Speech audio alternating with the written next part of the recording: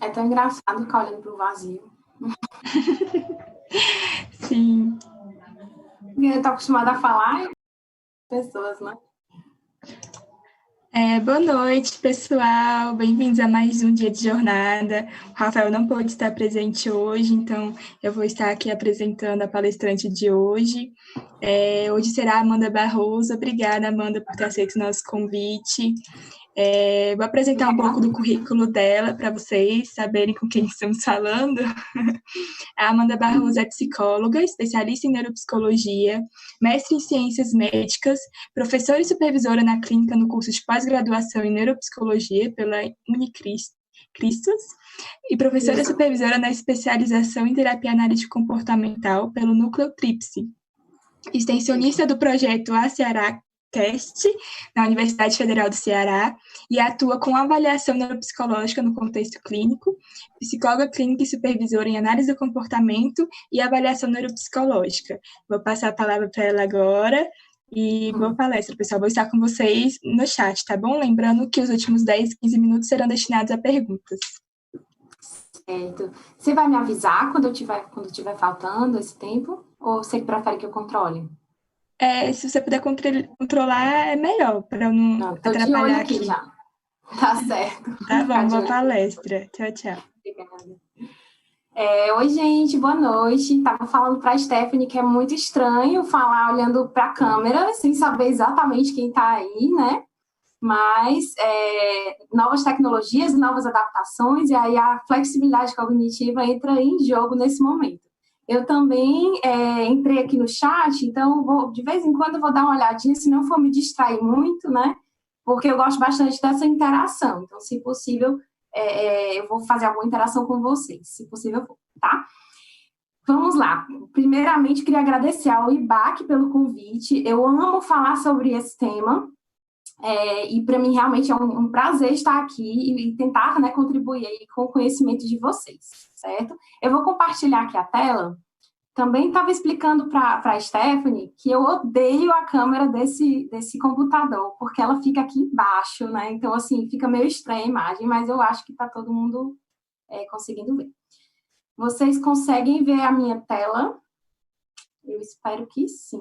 Eu botei aqui para compartilhar, então eu espero que ela esteja aparecendo para vocês. Eu não estou vendo aqui no Instagram, mas eu acho que quem está no Zoom consegue ver minha tela.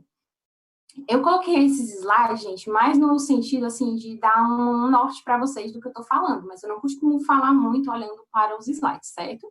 Então, a proposta do tema de hoje é falar o que a avaliação neuropsicológica, ou o que a neuropsicologia, no caso, pode fazer em uma avaliação de pessoa com TDAH, certo?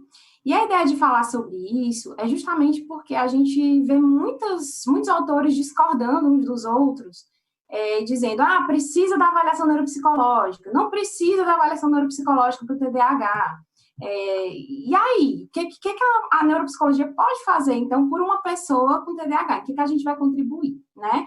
E aí eu trouxe, assim, algumas propostas de discussão e de reflexão, no caso, já que a gente não está podendo discutir pessoalmente, mas vocês podem me procurar aí no Neuropsicologia de Cada Dia e a gente faz essa troca de informações, né?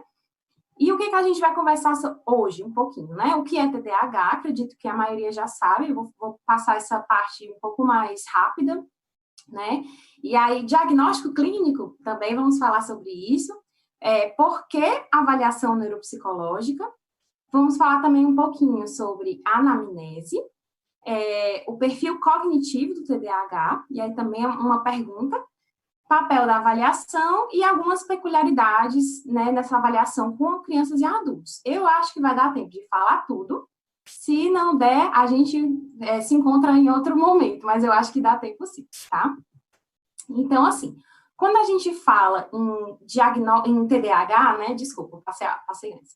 Quando a gente fala em TDAH, o que é TDAH? O TDAH, na verdade, ele é um transtorno do déficit de atenção e hiperatividade, né? Que você vai observar em algumas crianças e em adultos também.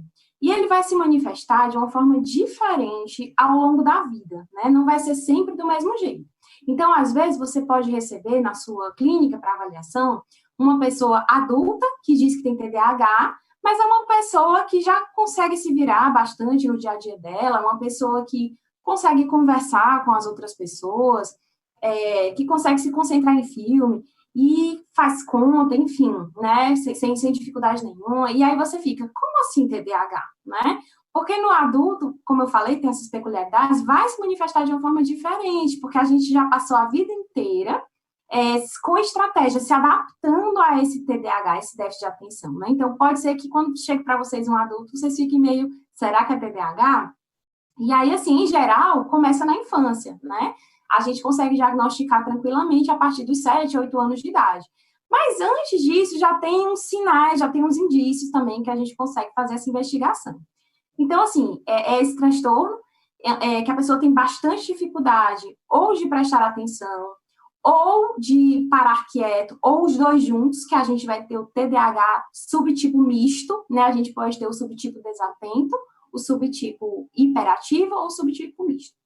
Exemplos de pessoas com desatenção. São pessoas que frequentemente esquecem algumas coisinhas, né? Por exemplo, eu esqueci de desligar a panela do fogo, eu esqueço o meu material da escola, na escola, eu perco um lápis, perco borracha, minha mãe já comprou para mim 30 lápis diferentes e eu já perdi todos, né?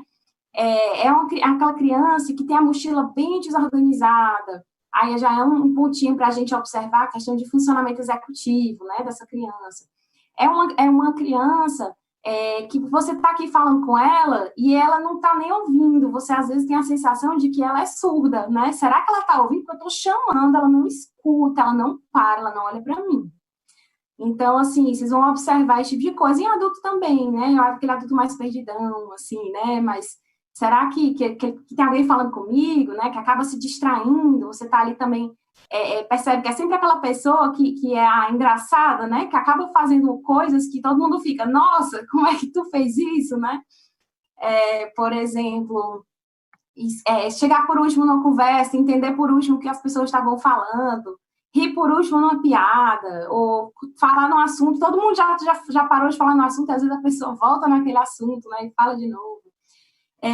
São pessoas que têm muita dificuldade de manter a atenção em trabalhos que são repetitivos ou que exigem um esforço mental maior, né? E também pode ter o traço da hiperatividade, que é claro que um adulto você não vai esperar que ele vá subir em locais inapropriados, né? Na idade adulta. Na criança, você é aquela criança que sobe muito no sofá, que sobe na cama, que sobe no móvel. Quando você vê, como a gente diz aqui no Ceará, né? Quando você dá fé, o menino tá lá em cima do armário, né? E aí é muito complicado. E já o adulto, aquele adulto que está numa reunião de trabalho e você nem consegue, né? Esse adulto nem consegue ficar parado. Ele levanta para pegar café, ele levanta para pegar água, ele dá uma voltinha na sala, né? Ele vai lá fora e volta. É uma pessoa mais inquieta. Tem um detalhe também, gente, que eu acho importante ressaltar, que TDAH não é ansiedade, tá? A pessoa pode até ter um quadro de ansiedade junto com o quadro de TDAH, mas são duas coisas diferentes. E muitos dos sintomas de TDAH podem se confundir com alguns sintomas de ansiedade, como essa questão de ficar em movimento, de não conseguir ficar parado. Isso pode ser traço de ansiedade e não de TDAH, ou pode ter aí as duas coisas acontecendo ao mesmo tempo, é algo que a gente pode prestar bastante atenção, né? Então, voltando a falar sobre hiperatividade, também pessoas que interrompem muito o outro está falando, você vai pela metade, já corta, já fala o que você queria, já termina a sentença do outro, né? Não espera nem ele terminar o que ele tem a dizer. São pessoas também que não fazem atividades muito tranquilas em tempos de livres, né? Então, são aquelas pessoas que gostam mais de futebol ou de algum esporte ou algo que gaste energia, que não conseguem engajar muito bem para assistir um filme, né? Para fazer uma coisa mais calma, certo? Então, basicamente, traduzindo o TDAH para a vida real, é basicamente dessa forma, né? E aí, gente, muitos autores, muitas pessoas dizem que o TDAH, ele tem um diagnóstico clínico, né? E aí, a minha pergunta para vocês é, diagnóstico clínico? Como assim, né? O que significa dizer que o diagnóstico é clínico? Quando ele é feito, com base no DSM ou na CID-10. DSM, eu coloquei a foto aí para vocês, é o Manual de Diagnóstico e Estatística de Transtornos Mentais. Estamos na 5ª edição, né, da Associação Americana de Psiquiatria. E a CID-10 é o manual brasileiro que contém os mesmos transtornos. Tem algumas diferençazinhas, mas não é nada demais, certo? Assim, basicamente a mesma coisa. E aí, baseado nos critérios desses 2 manuais, o profissional da saúde, ele vai conseguir diagnosticar o TDAH, porque o TDAH, ele não tem um biomarcador. Biomarcador, né, são elementos que a gente pode encontrar no organismo que eles determinam determinado transtorno, falam de determinado transtorno. A pessoa que tem aquele biomarcador é sinal de que vai desenvolver, né? Por exemplo, na doença de Alzheimer, no mal de Alzheimer, existem alguns biomarcadores, né, da degeneração da proteína tal. Então, quando é encontrado essa proteína tal, é sinal de degeneração no cérebro. Isso quer dizer, né, é um biomarcador do mal de Alzheimer, por exemplo. Então, assim, a gente não tem biomarcador no TDAH. Se não tem biomarcador, o que a gente vai fazer? Vai fazer o diagnóstico clínico, que é baseado nos critérios. Aí, para ajudar a gente com esses critérios, para você não ficar, né, todo tempo lendo o manual ou olhando para o manual, vocês têm algumas escalas, que eu vou falar um pouco mais sobre elas mais na frente, mas as escalas são a SRR, a SRS 18, tá? E a SNAP 4, certo? A SRS é uma escala que a gente aplica em adulto, e a SNAP é uma escala que a gente aplica com os pais, com a criança e com os professores, certo? Para a gente ter acesso a mais de um ambiente, tá? Porque um dos critérios de diagnóstico TDAH é que ele não pode acontecer, por exemplo, só em casa, certo? Então, assim, meu filho é super danado, ele é super desatento na escola, mas em casa ele é um anjo. Tem alguma outra coisa acontecendo, certo? Nessa escola. Por isso a importância do neuropsicólogo ou visitar essa escola, ou fazer uma observação desse comportamento em ambiente escolar, ou conversar com a psicóloga e a professora dessa criança, tá? Para a gente conseguir fazer essa investigação. É nesse momento também que a gente pede o caderno da criança. Me manda o caderninho dele para eu dar uma olhadinha, né? O que tem no caderninho dele? Como é a organização desse caderno, certo? Por que eu estou falando em muito ele, gente? Porque o TDAH, ele é predominantemente maior em meninos, certo? Então, é mais ou menos a cada 3, né? Uma menina tem, 2 meninos têm. Então, ele é muito mais diagnosticado em meninos, muito mais identificado em meninos do que em meninas, tá? Pessoas do sexo masculino. E aí, assim, essa investigação clínica, ela vai ser feita, para ser feita, pelo menos, né, de forma bastante ampla, como eu estou falando para vocês. Entrevista à família, entrevista à criança, entrevista ao professor, professora, a babá, o professor particular, enfim. Vocês vão fazer toda essa investigação para ver se ele bate, né, crachá, como a gente fala, se ele bate com os critérios diagnósticos dos manuais. Uma vez que ele se identifique, né, que você consiga identificar esses critérios, você pode dar o diagnóstico. E aí, assim, lembrando que as escalas que a gente está usando, né, a SRS e a SNAP, elas dão conta apenas do critério A do DSM, tá? Existem outros critérios, como, por exemplo, ter que aparecer em mais de um ambiente, não ser devido a nenhuma medicação que a criança está utilizando, e não ser devido a outra condição que explique melhor o transtorno, né? Então, assim, a gente precisa fazer essa análise e é assim que é dito que o diagnóstico é clínico. E aí a pergunta e só assim dá certo? E é isso que eu queria conversar um pouco com vocês, né? De se o diagnóstico é eminentemente clínico, ele é exclusivamente clínico, por que a avaliação neuropsicológica vai ter alguma importância ou relevância para essa investigação do TDAH, né? E aí, antes de chegar nessa parte, quando a gente... Eu acho que isso aqui eu botei na frente. Isso mesmo. Quando a gente pensa, né, em diagnóstico clínico, o diagnóstico clínico, ele envolve realmente uma questão muito interessante, que ok, bateu todos os critérios. Mas aí a gente lembra num pequeno detalhe, bem pequenininho, só que não, que eu fiz esse diagnóstico baseado em um relato. Eu posso dizer que esse relato, ele é acurado ou não? Ele é um relato que condiz com a realidade do paciente? Será? Não sei, né? Então, nesse sentido, gente, é que entra o neuropsicólogo. Porque o neuropsicólogo, ele tem mais tempo com o paciente do que o psiquiatra, né? O psiquiatra, que faz um trabalho brilhante quando a gente, né, na clínica, e quando a gente trabalha junto, é muito rico o processo para o paciente, quando a gente tem uma equipe interdisciplinar, né, multidisciplinar, é muito legal mesmo. E aí, como o neuropsicólogo vai ter mais tempo aí, umas 7, 8, 9, às vezes até 12 sessões com esse paciente, a gente tem muito mais tempo para fazer a investigação de se esse relato ele condiz com a realidade. Então, daí, o diferencial gigante do profissional da saúde que tem essa compreensão da importância de fazer uma investigação maior, né? Então, o que às vezes acontece? O paciente é diagnosticado com TDAH, já entra na medicação, e aí manda para o neuropsicólogo. Algumas pessoas, né, fazem isso. Outros entram na medicação e nem manda, vê se a medicação vai dar resultado ou não, tá?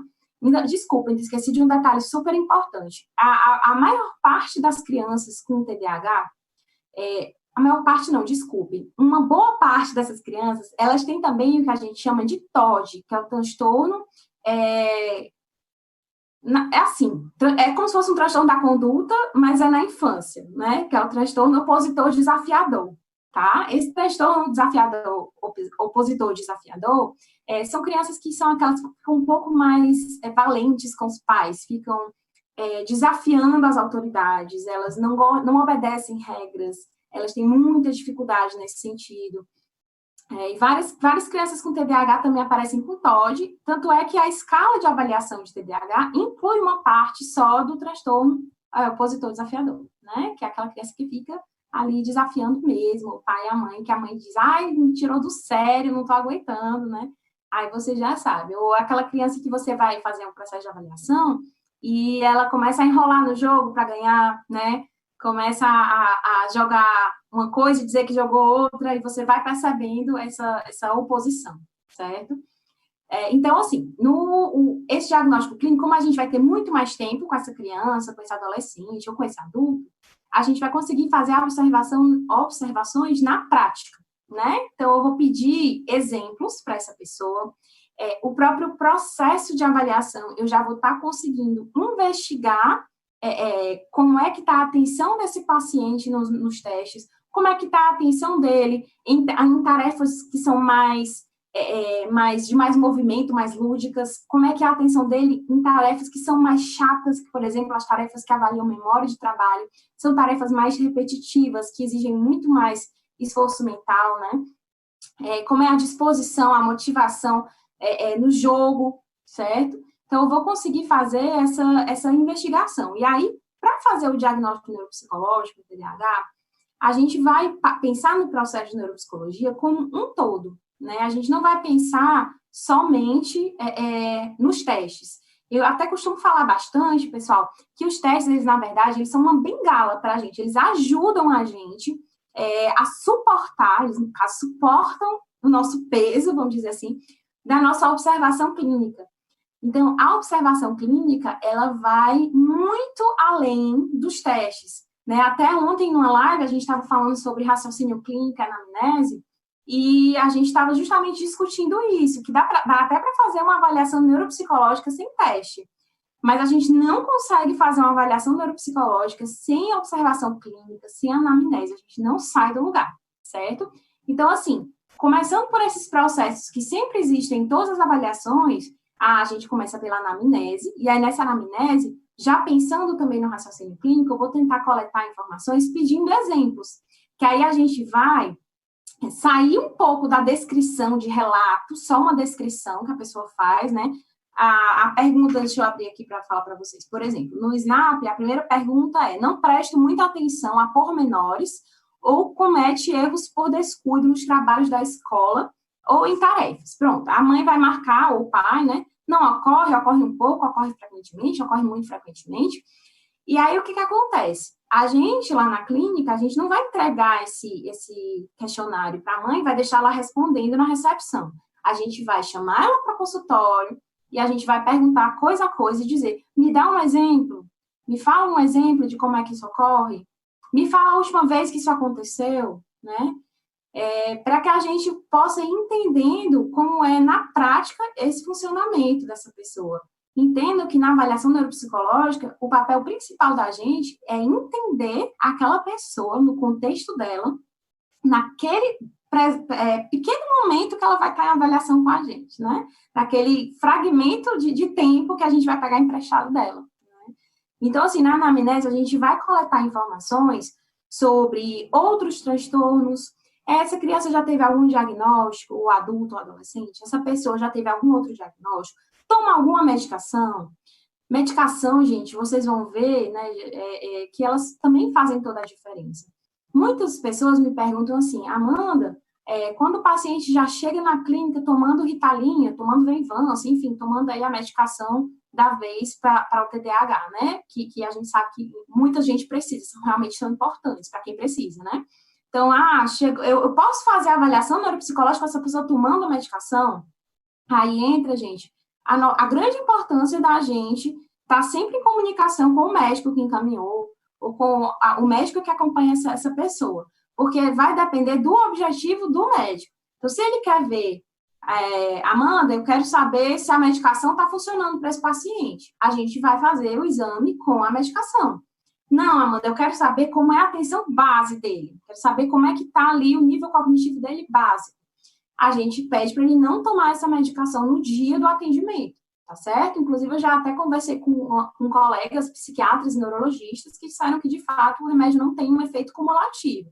Você toma no dia, terminou o horário de funcionamento da medicação, ela vai suspender o efeito, né? Então, a gente precisa ter essas noções, né, do que as medicações fazem com a cognição. A gente tem muita medicação que mexe com sono, que mexe com motivação, né, que mexe com a questão da própria atenção, tem medicação, alguns benzodiazepínicos, por exemplo, que mexem com a memória, enfim, a gente precisa ter um conhecimento de farmacologia básico, ou se não tiver um conhecimento básico, ter uma curiosidade, porque aí vocês entram no tio Google, e no tio Google vocês pesquisam o que a medicação faz, ou vocês conversam com os colegas de vocês, tá? Para que a gente possa entender esse funcionamento cognitivo, pensando nessa perspectiva. Então, eu vou procurar saber também dados de sono, né? Também estava falando na live de ontem que se a pessoa tem uma queixa de memória, eu sou obrigada a perguntar sobre o sono. E também se ela tem uma queixa de atenção, porque a atenção, a memória, ela depende da atenção, né? E a atenção, gente, é a base de todos os nossos processos cognitivos. Se eu não tenho atenção, eu não vou conseguir falar muito bem, porque eu vou me perder no que eu estou falando. Eu não vou conseguir lembrar das coisas, porque eu não prestei atenção, né? Por incrível que pareça, hoje mesmo eu fiz uma coisa bem automática, eu guardei uma coisa no meu armário, e eu não prestei atenção quando eu fiz isso. Então, quando eu olhei para o local que ele estava, cadê esse negócio? Quando eu fui ver, eu já tinha guardado e eu nem me lembrava. Então, assim, a atenção, ela vai depender, todos os outros processos vão depender bastante da nossa atenção, da nossa capacidade atencional. E aí vocês vão pensar assim, que tipo de pergunta eu preciso fazer para essa pessoa para entender como é que está a atenção dela no dia a dia, né? Então, assim, me fala um pouco do último filme que você assistiu. A gente consegue ver se ela estava prestando atenção nesse filme, né? A gente consegue ver se ela lembra desse filme. Me conta um pouco do que tu fez no teu dia hoje, né? Me conta um pouco de como é que foi tua semana, certo? Às vezes, alguns pacientes pensam que eu não sei que dia é hoje, porque quase todos eu digo, que dia é hoje mesmo, né? Justamente tentando investigar se ele sabe, se não consegue se localizar no tempo e no espaço, né? No tempo, desculpa. Que dia é hoje? Que é a orientação temporoespacial. Enfim, que horas são? Também costumo fazer essa pergunta, né? Para ver se ele tem uma noção de tempo, realmente. E outra coisa que eu acho importante vocês investigarem é a questão do sono, como eu estava falando, né? Ela é fundamental a gente saber se a pessoa dorme bem, se acorda durante a noite, se ela sonha muito, não sonha, tem pesadelo, não tem, porque a gente tem uma noção realmente de como é que está esse funcionamento. E saber se ela faz atividade física, alimentação, que a alimentação mexe com tudo no organismo. Tem neuropsicólogo que eu conheço que até perguntar sobre as funções intestinais, a pessoa pergunta, Porque a gente tem vários estudos hoje em dia falando do funcionamento intestinal e funcionamento cerebral, né? Então, assim, vocês vão escolher as perguntas baseadas no raciocínio clínico. Então, você já vai receber essa pessoa com um encaminhamento dizendo, eu acho que ele tem TDAH, né? E aí, as observações que a gente vai fazer na clínica, eu já estou falando um pouco disso, é justamente nesse ponto. A gente vai observar o funcionamento daquela pessoa durante a avaliação. E eu vou programar não só testes, que eu vou já falar um pouco sobre eles, mas eu vou programar também outras atividades, mesmo com adulto, gente. Às vezes eu faço adulto jogar Uno comigo, tá? E aí, quem já viu live ou palestra, qualquer coisa minha, sabe que eu sou a louca do Uno, eu adoro Uno. É um jogo muito bom, um joguinho de cartas, que ele dá para avaliar várias coisas. Então, assim, às vezes eu peço o adulto para fazer um joguinho, né? Alguma coisa que eu tenha na clínica. Tem um joguinho lá na clínica que chama engarrafamento, alguma coisa assim. E eu tenho um celular também, que você tem que tirar o carro do lugar, e é funcionamento executivo total, né? Depois eu posso passar para vocês. A gente vai fazer essas entrevistas, que eu também já falei um pouco, né? Nessas entrevistas com o pai, com a mãe, com quem convive mais com essa criança. Se for o caso de adulto, você pode pedir a um terceiro para ir, um marido, um filho, enfim, um colega de trabalho. Você pode conversar com essa pessoa sobre o que tu observa no fulano, o que mais te chama a atenção, tem alguma coisa que ele faz que você acha diferente ou estranho, ou que você acha que não está funcionando como deveria, né? A gente pode fazer essas perguntas, inclusive na presença do fulano, tá? Aí a gente vai ter sempre cuidado também com nossa ética. Então, a gente vai, por exemplo, pedir permissão do fulano, obrigatoriamente a gente vai pedir a permissão do fulano, tá? Para falar com essas outras pessoas, certo? Que a gente vai ter cuidado com o nosso vínculo. A gente também vai usar alguns testes, né, psicológicos, alguns outros instrumentos, e uma das partes mais importantes da neuropsicologia, que é o que faz o neuropsicólogo, é essa integração de resultado. É eu conseguir fazer uma observação de como era que ele estava no dia que eu apliquei esse teste, como é que foi o resultado do teste. Na vida dele, esse resultado se aplica ou não faz sentido? O resultado desse teste, ele depende de alguma função desse paciente que está comprometida também, porque a gente sabe que muitos testes, né? Esse teste avalia isso, mas ele depende de outras funções para estar bem. Por exemplo, o teste figura de Ray, que é um teste de memória visual, figura complexa de Ray. Esse teste, ele depende também da capacidade de atenção, ele depende da nossa capacidade de visuoconstrução, né, que são outros aspectos, que é a primeira parte da figura de Ray, né? Depois é que a gente vai para a memória. Então, a integridade da memória também vai depender disso, né? Eu vi que alguém falou aqui no Instagram que o jogo é a hora do rush. É isso mesmo, a hora que eu chamo rush, tá, gente? A hora do rush. Esse é o jogo engarrafamento que eu estava falando para vocês. Ele tem também no celular, né? Eu já vi no celular e ele é gratuito, certo? Obrigada aí, Elane, por ter colocado. Então, assim, vai ser super importante a gente fazer esse diagnóstico baseado na neuropsicologia, porque a gente vai... O que é o mais importante da neuropsicologia? Traçar o perfil cognitivo e emocional do paciente, certo? Amanda, o diagnóstico é clínico?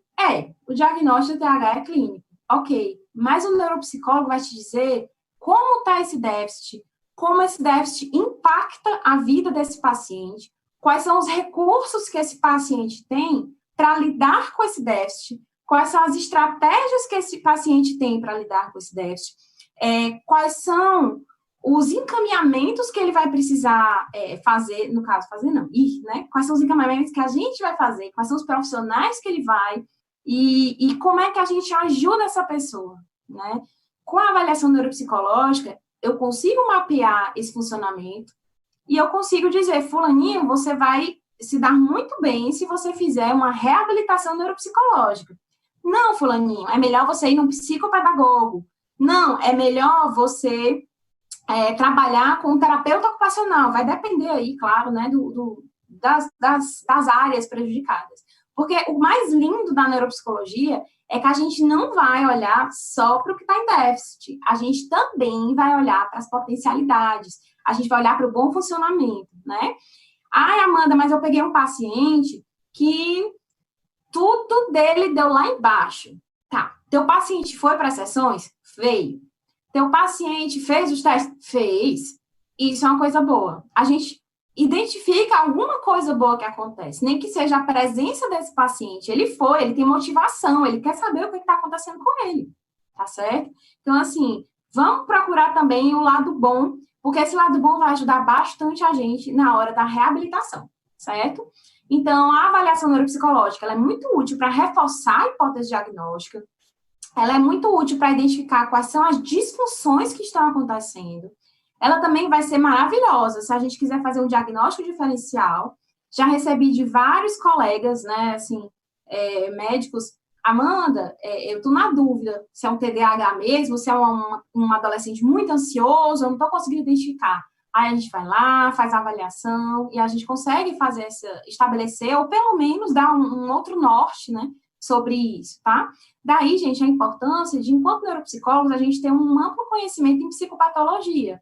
Amanda, tu sabe todas as psicopatologias? Não, gostaria, não vou mentir, mas eu não sei.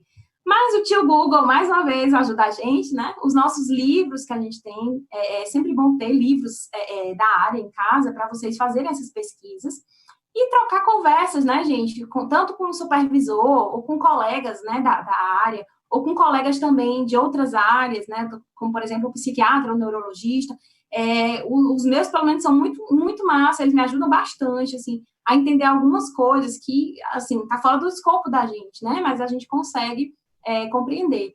E se for o caso de ter uma comorbidade, isso aí seria o próximo passo da importância dessa avaliação, a gente consegue também dizer, olha, existe um processo aí de ansiedade muito forte, existe um TDAH, né, assim, sinais de TDAH, e eu não consigo dizer para você, que está me pedindo essa avaliação, qual é o mais forte. Então, cabe a você pensar como é que você vai preferir intervir, se vai trabalhar a ansiedade e depois vai ver se melhora a atenção, ou se vai tentar logo uma Ritalina junto com o remédio de ansiedade. Essa parte de medicação não é com a gente, então a gente avisa pelo menos para o nosso colega, né, para ele pensar a terapêutica mais adequada. Então, a gente encaminha para terapia, no caso desse, né, até por conta da ansiedade, enfim. E aí, gente, como eu estava falando, já falei bastante sobre isso, as potencialidades, que é uma parte muito, muito, muito importante, né?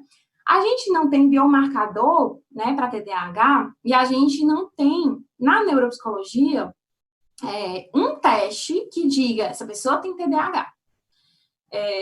Muita gente chega para mim e pergunta, Amanda, me diz um teste para TDAH? Amanda, me diz um teste para autismo? Não existe, certo? Não existe um teste para fazer isso. Existe um conjunto de instrumentos e técnicas, e o mais importante de tudo, existe o seu raciocínio clínico, que vai depender bastante dos seus estudos, das coisas que você tem lido, né, das pessoas, das supervisões que você tem feito, enfim, tá? A gente tem algumas alterações em neuroimagem que foram sugeridas, tá? No caso, seria lobo frontal, que é essa parte, né, mais direcionada à nossa organização do dia a dia, ao movimento motor, né, o lobo parietal, que está mais relacionado também a essa parte emocional e sensorial, núcleos da base, corpo caloso para fazer aí a conexão dos lados, o hipocampo e os cerebelos, né, seriam áreas que podem apresentar alterações na neuroimagem, mas ainda assim, está tudo isso alterado, Amanda. Como está tudo isso alterado, isso quer dizer TDAH? Não, porque o diagnóstico é clínico, certo? E vai depender dessa investigação intensa. E a gente tem um perfil neuropsicológico do TDAH, a gente tem alguns autores que apontam áreas que aparecem alteradas, certo? Eu não vou dizer para vocês assim, gente, olha, se tiver isso aqui alterado é TDAH. Não, certo? Porque essas coisas podem se alterar em outros transtornos, certo? Então, assim, eu vou olhar para isso aqui como um direcionamento.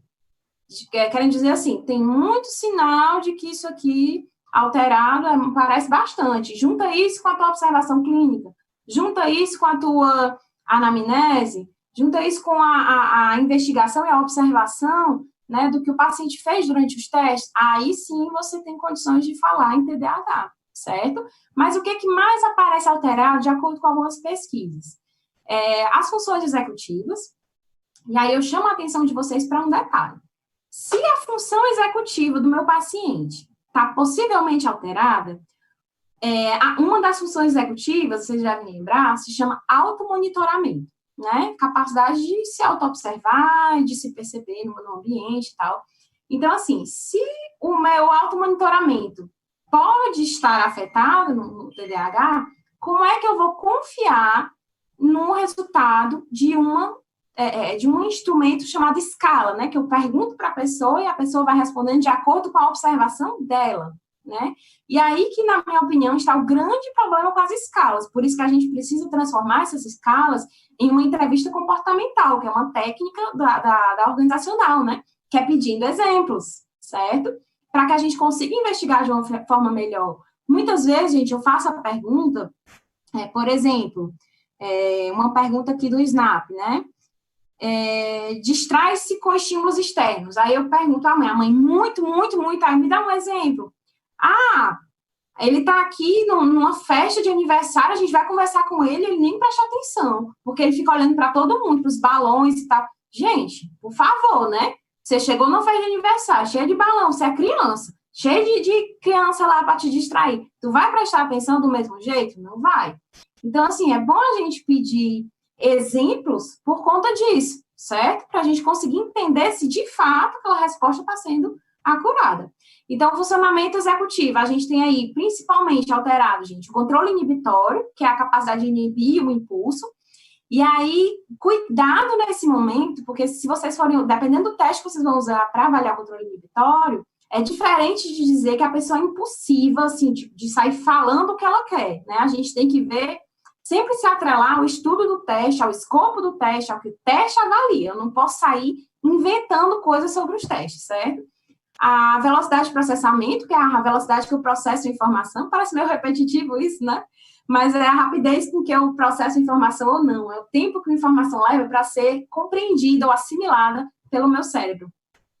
Capacidade de se autorregular, né? Porque a pessoa fica lá se sacudindo. Memória de trabalho, um negocinho incrível, fundamental para a vida de todos os seres humanos.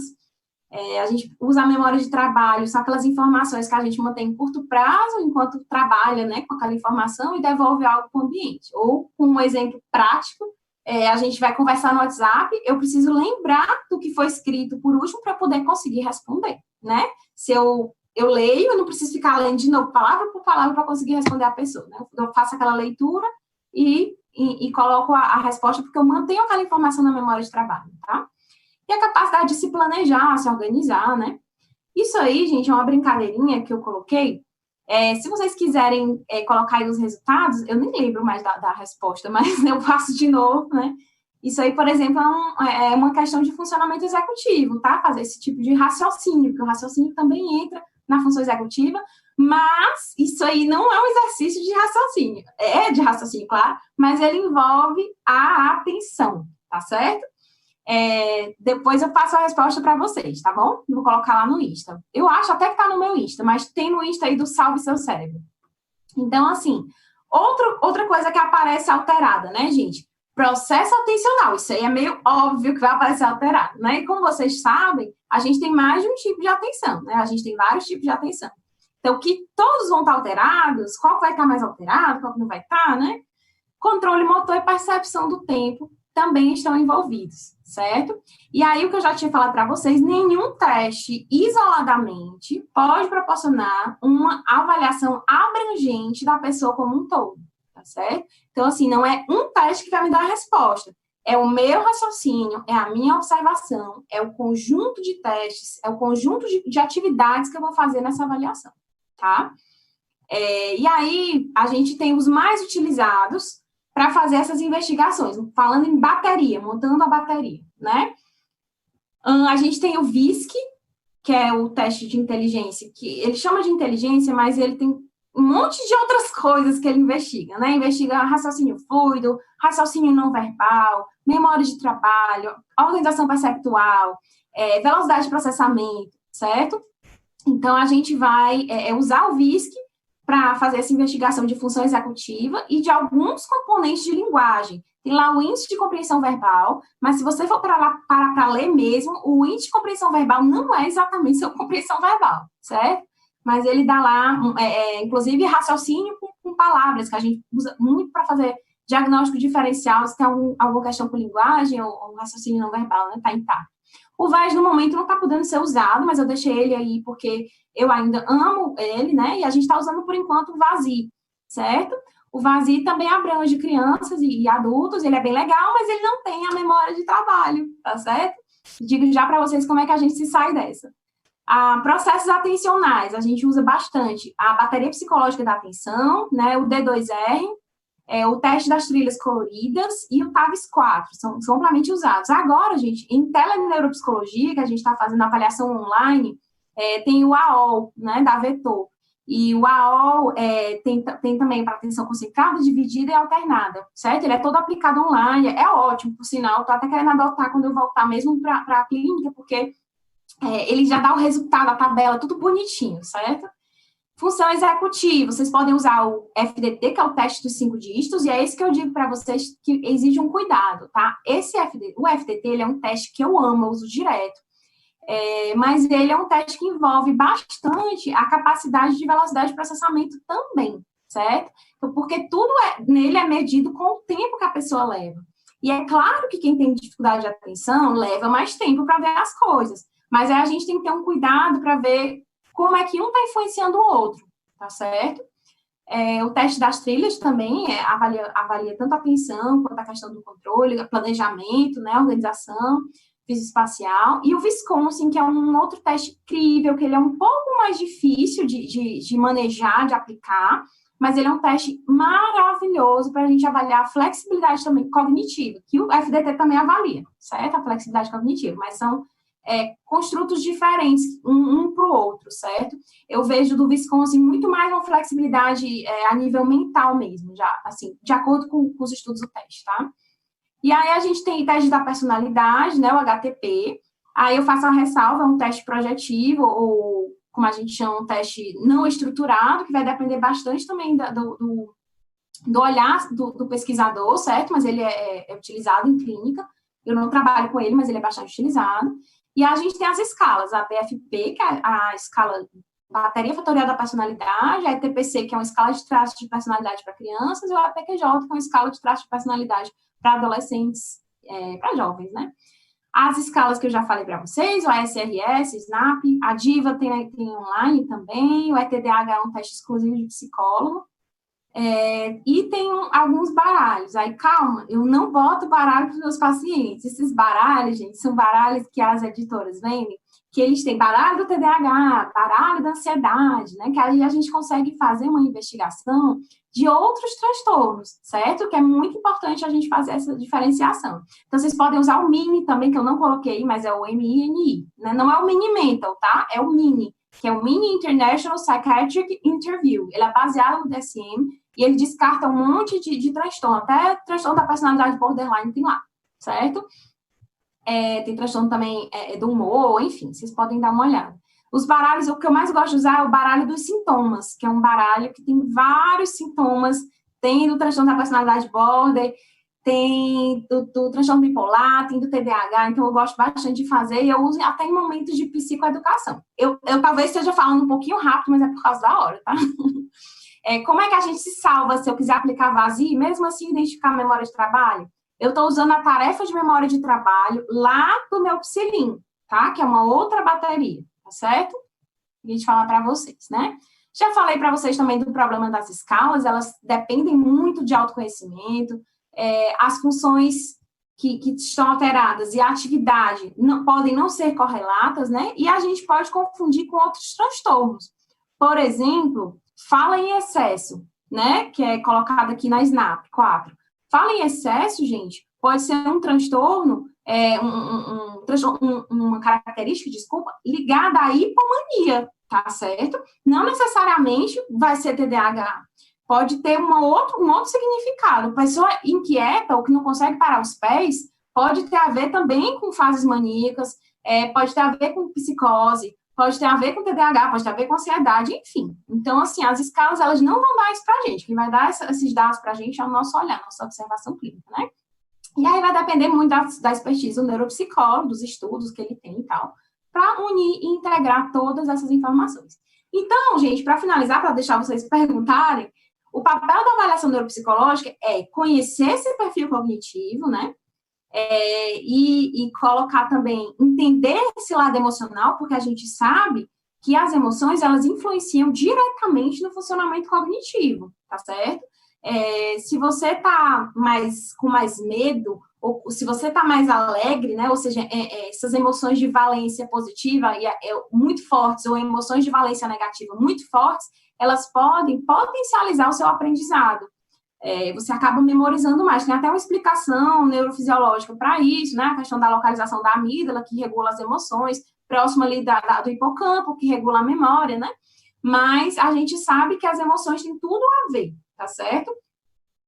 Então, assim, esse conhecimento desse perfil cognitivo e emocional, intervenções focadas na dificuldade, utilizando as potencialidades, então a gente consegue, com um laudo neuropsicológico, fazendo essa relação do que eu avaliei, de como aquilo afeta a vida do indivíduo, e dizendo quais são as dificuldades, quais são as potencialidades, a gente está dando tudo que o reabilitador vai precisar para trabalhar com essa pessoa, tá certo? Que, no caso, seria também fornecer subsídios para a reabilitação e os encaminhamentos.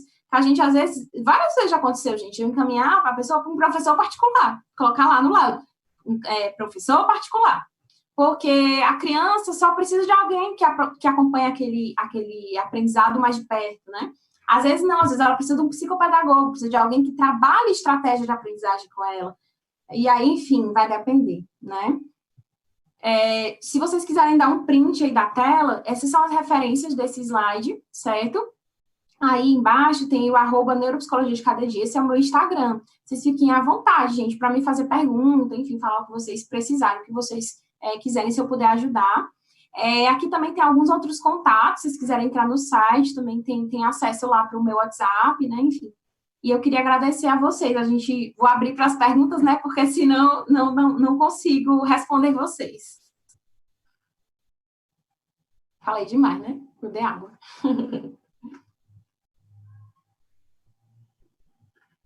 Oi, Amanda.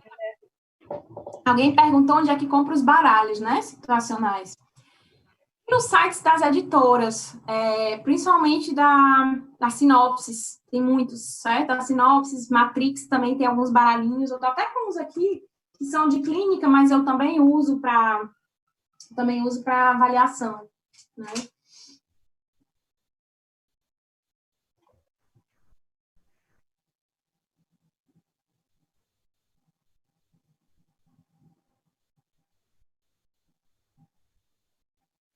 Aguardando aí. Oi, Amanda. Oi. Foi ótimo, o pessoal perguntou bastante. Gente, infelizmente não vai dar para responder todas, mas vamos tentando aqui, né, Amanda? O pessoal no Instagram perguntou. Primeiro foi o Pedro Gizelini. O DSM-5 propõe como comorbidade no autismo o TDAH. Mas como avaliar mais precisamente a atenção em autista para corroborar também um provável TDAH? Aí assim, como é o nome dele?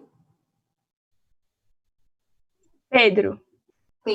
Aí assim, Pedro, depende, certo? Porque assim, para o TDAH, a gente prioritariamente descarta qualquer dificuldade intelectual. Ok, descartado, a gente já pode falar em TDAH, né?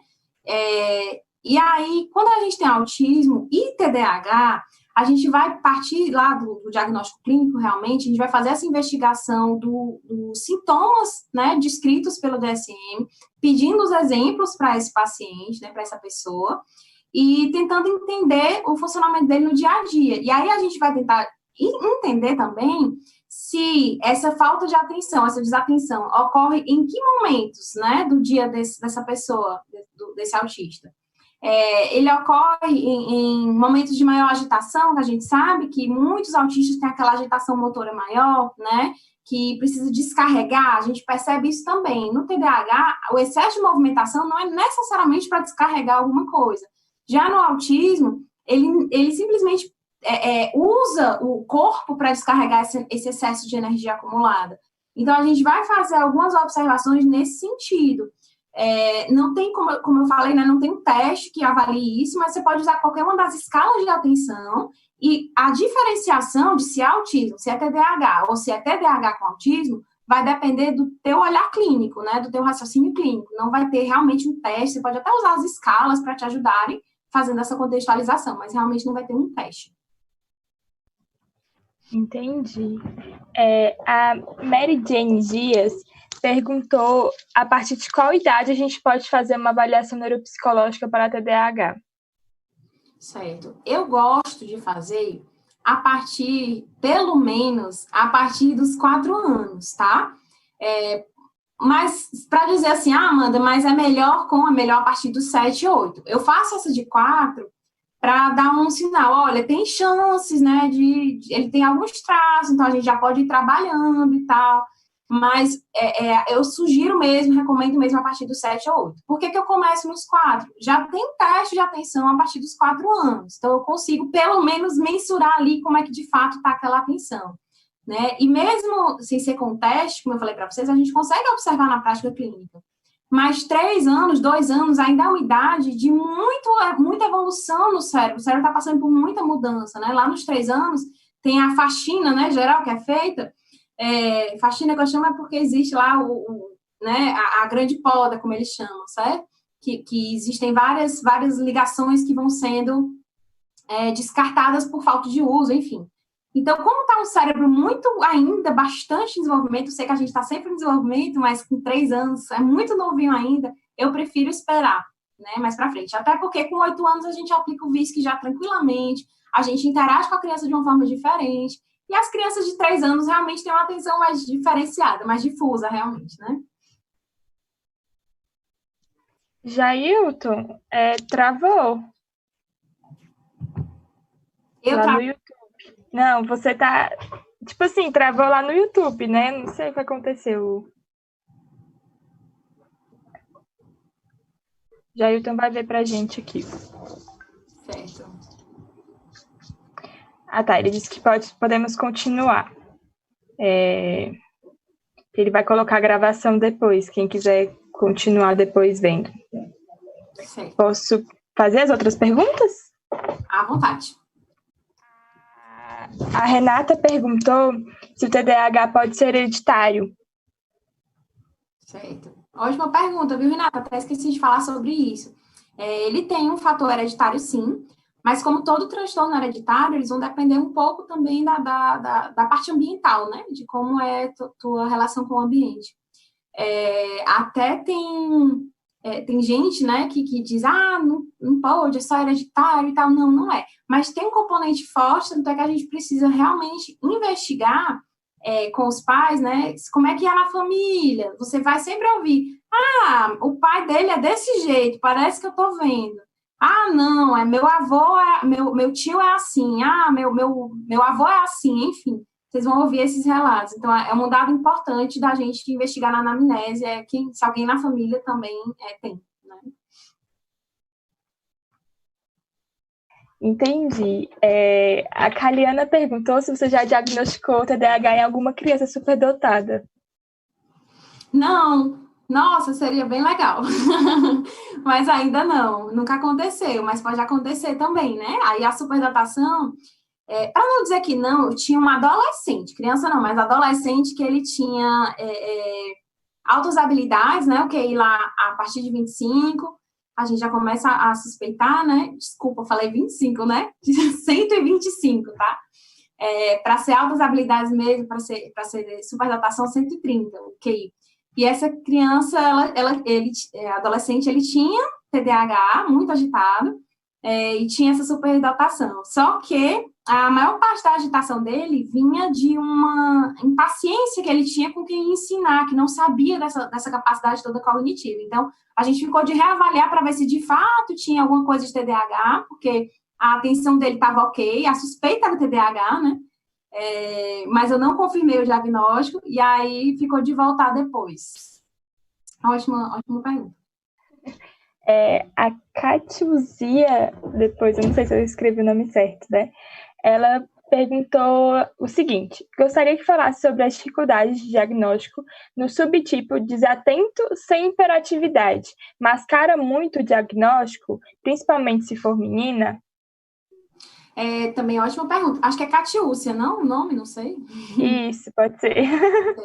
Ótima pergunta, Catiúcia, porque assim, meninas, inclusive, tem muito mais o subtipo desatento do que o hiperativo, né?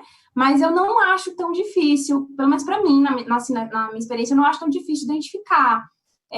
Principalmente se a gente for usando os critérios, os exemplos, as escalas, porque fica clara a desatenção, né? Aquela criança mais caladinha, então, para outras pessoas observarem e levarem no neuropsicólogo, levarem no psiquiatra, levarem no neuropediatra, é bem mais difícil, porque a pessoa é quietinha, e você pensa, não, ela é só quietinha, tímida e tal. Isso é muito confundido, timidez com desatenção, né?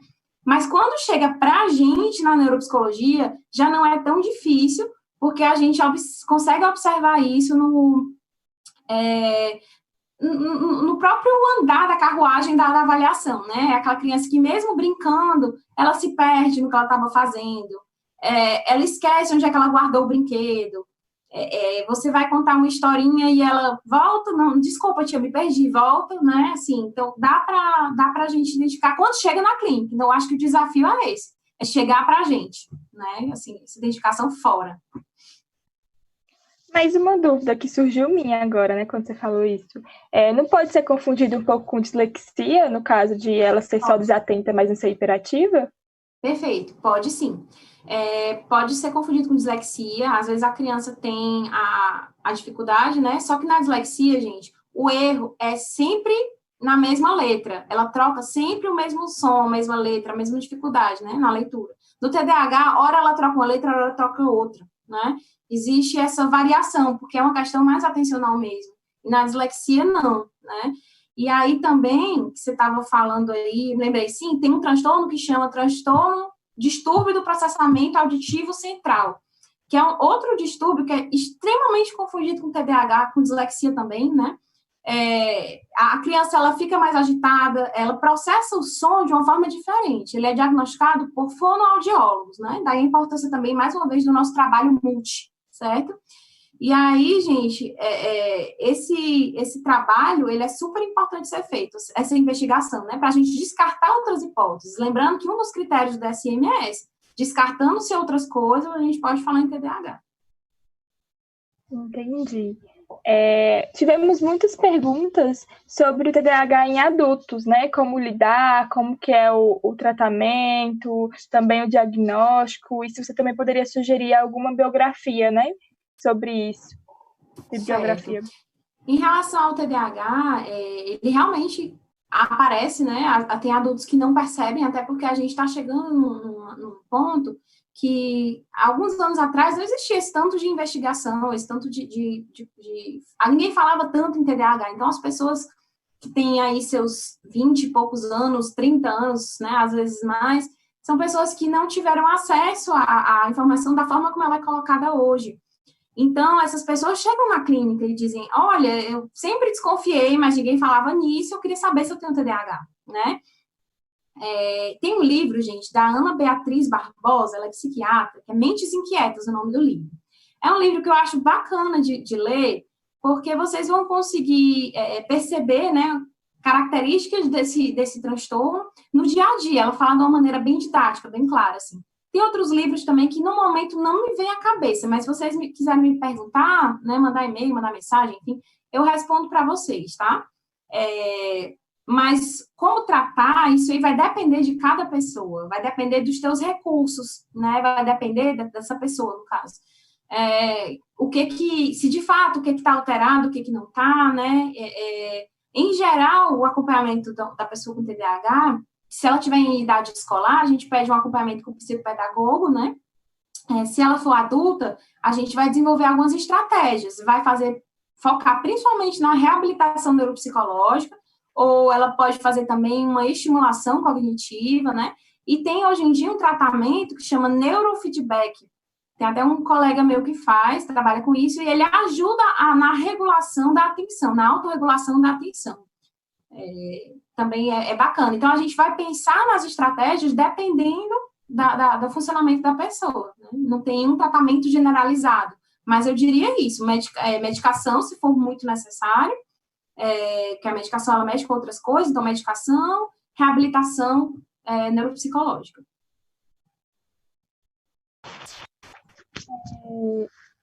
A Casey perguntou se você poderia falar sobre Ritalina. O que ela quer saber de Ritalina? Porque eu sei muito pouco sobre Ritalina, assim, no sentido de que quem tem esse domínio são os médicos, né? Mas o que eu sei é que a Ritalina, ela tem uma duração no organismo relativamente curta, né? E que a pessoa toma. Quem tem dificuldade atencional, em tese, ela melhora essa atenção, e quem tem as crianças com comportamento de TOD, ela também melhora esse comportamento TOD, né, que a criança fica menos agitada, fica menos agressiva, acredita-se que essa agitação e essa agressividade vem também um pouco dessa dificuldade de compreender o ambiente, de perceber o ambiente, né, de manter a atenção nesse ambiente, e que, de fato, ela é uma medicação que ajuda bastante nos casos em que há necessidade, e que se você não tiver dificuldade atencional, e você tomar e você dizer, mas minha atenção melhorou, pode ser por vários motivos, né, placebo, ou, enfim, você realmente tem algum nível de dificuldade atencional, não sei. Mas o que eu posso falar sobre ela é isso, e que o Venvance é uma outra medicação que está sendo muito usada, e que eu percebo que os pacientes se dão melhor com o Venvance do que com a Ritalina, por conta de efeito colateral, né? Mas não são todos, são só alguns. Criança eu vejo mais com Ritalina. Entendi. A Nay Vargas perguntou sobre uma pessoa diagnosticada com transtorno obsessivo-compulsivo, se ela também pode ter TDAH. Sim, pode, acontece, comorbidades, né? Inclusive, é até um pouco complicado de lidar com isso, porque, assim, em geral, a pessoa com TOC, ela tá tão voltada tá tão aficionada no automonitoramento, né, e estabelecer relações e conexões com as situações, que a atenção acaba sendo desviada por conta disso. Então, você tem que ter muito cuidado nesse momento de entender se essa atenção está se desviando para esses processos, né, de pensamento dessa pessoa, mas por conta do toque, ou realmente ela tem uma dificuldade atencional que vem aí desde a infância, né, que mostrou oscilação em notas de colégio, que ela, quando está assistindo filme, ela também às vezes se desconcentra, ou que ela tem momentos de hiperfocar, que ela só faz aquilo, só pensa aquilo, né, assim, em um determinado momento do dia, tem que ter um cuidado nesse diagnóstico, mas poder pode. Entendi. O César perguntou se nesses mecanismos, né, os correlatos neuroautônomos, neurofuncionais que explicam TDAH, são os mesmos em crianças e em adultos. Sim, são os mesmos tipos de alteração, né? Só que é aquela história, né? Esses correlatos, eles são indicativos, né? A gente não fecha o diagnóstico com base nisso, mas eles ajudam muito a gente a pensar em estratégias de tratamento. Entendi. A Laís perguntou, né? Em períodos de pausas do remédio, como nas férias escolares das crianças e adolescentes, pode-se observar efeitos em decorrência disso, como mudanças no sono? Você já observou isso alguma vez? Em geral, não. Assim, quando a criança para de tomar, ela pode voltar a ter alguns comportamentos que ela tinha quando ela não está tomando. É isso? Acho que é isso que ela está perguntando. Sim, você pode observar, porque o remédio, ele é pontual. Você toma, acabou, né? Ele não vai ter um efeito cumulativo no organismo. Não é tipo, eu tomei um mês de Venvance e vou parar agora porque já deu resultado, diferente de outras medicações psiquiátricas, né? Tipo, transtorno, quando você tem transtorno depressivo, você toma um antidepressivo, ou você tem ansiedade, também tomando um antidepressivo, ele tem um efeito que vai ali ser mais duradouro no organismo, tanto é que a gente faz a retirada dessa medicação, né, com o tempo. Diferente do TDAH, que se você não for buscar outras estratégias de tratamento, como neurofeedback, reabilitação, aí talvez você realmente fique mais dependente da medicação. Entendi. A Ana Paula perguntou se a negação familiar, como que essa negação familiar, na verdade, ela atrapalha o trabalho do neuropsicólogo, se você tem algum caso como exemplo para comentar. Sim, já aconteceu, assim, né, de de os pais não acontece tanto com TDAH, acontece mais com o TEA, né, que é o transtorno do espectro do autismo. Mas, de fato, algumas pessoas, elas ficam, não pode ter TDAH, o que eu vou fazer? Esse diagnóstico é muito pesado, é para o resto da vida, né, e fica aquela certa angústia, né, assim, em relação a ouvir sobre isso. Mas a grande maioria das pessoas, né, elas querem saber o que elas têm, vamos dizer assim, né, como é que elas estão naquele momento, para que elas busquem o tratamento adequado. Então, eu não tive muito... Aconteceu um caso, mas eu nunca tive muito problema realmente com o diagnóstico de TDAH, não. Agora, para a TEA, aí a história é outra, e realmente é um sofrimento muito grande, a gente tem que ter muito cuidado nesse manejo. Já no TDAH é mais tranquilo, porque, hoje, muita gente tem dificuldade de atenção, e é até difícil, gente, hoje, a gente perceber algumas questões, porque você está todo mundo fazendo 1000 coisas ao mesmo tempo, né? Usando e desgastando a coitada da nossa atenção dividida. É a pobrezinha da nossa atenção alternada, algumas vezes também, né? E aí, isso tudo pode, com o efeito do tempo, né, a gente acabar ficando mais estressado, mais preocupado, ou essa atenção, sei lá, de alguma forma se modificar, se alterar, né? Prejudica um pouco. Tinha uma pergunta no Instagram, só que eu acabei esquecendo de colocar o nome da pessoa, mas ele era um homem, ele perguntou se os fatores ambientais que influenciam no diagnóstico de TDAH, né, ou a pessoa ter um TDAH, você poderia falar um pouco sobre? Os fatores diagnósticos? Não, os fatores ambientais que possam influenciar, né, no desenvolvimento do transtorno. Assim, sabe-se que existe essa parcela de culpa, vamos dizer assim, desse ambiente, mas é muito mais, vai depender muito mais da pessoa do que dizer, se você evitar isso, você não vai ter desatenção. Mas o que eu diria era, não sobrecarreguem as funções de vocês, né? Tentem fazer uma coisa de cada vez, cuidem da alimentação e façam exercício físico, atividade física, pelo menos 3 vezes por semana.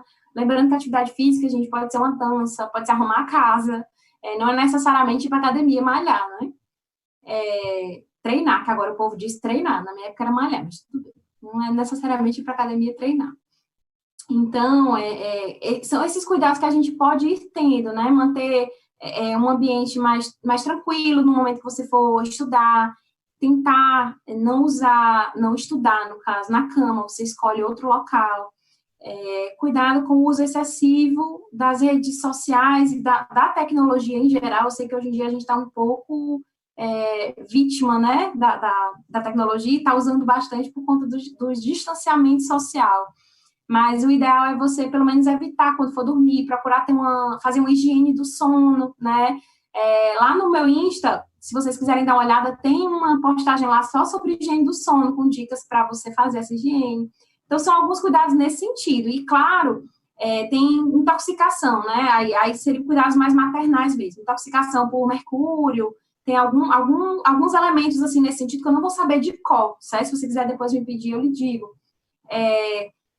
Mães que utilizaram álcool ou outras drogas, né, durante a gravidez, ou crianças, adolescentes que usam drogas, tudo isso são fatores ambientais que podem facilitar essa desatenção.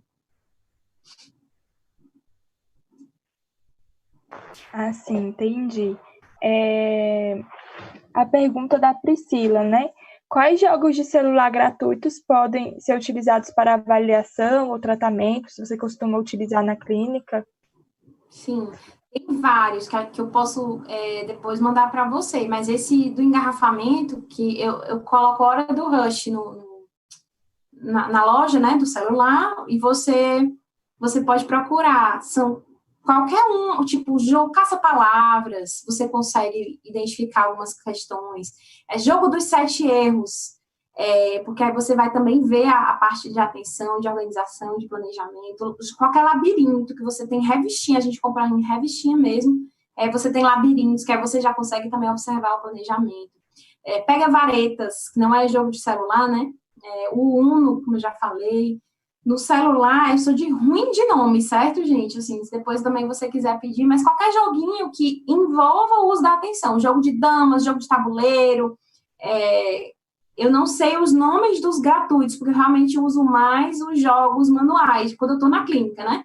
Aqui eu tenho alguns sites infantis no celular, mas está salvo no navegador, também não sei decorado, mas se você colocar jogos infantis na internet, no Google, no caso, ele vai aparecer para você lá várias páginas. E tem algumas gratuitas, com conteúdo gratuito, outras que você vai pagar.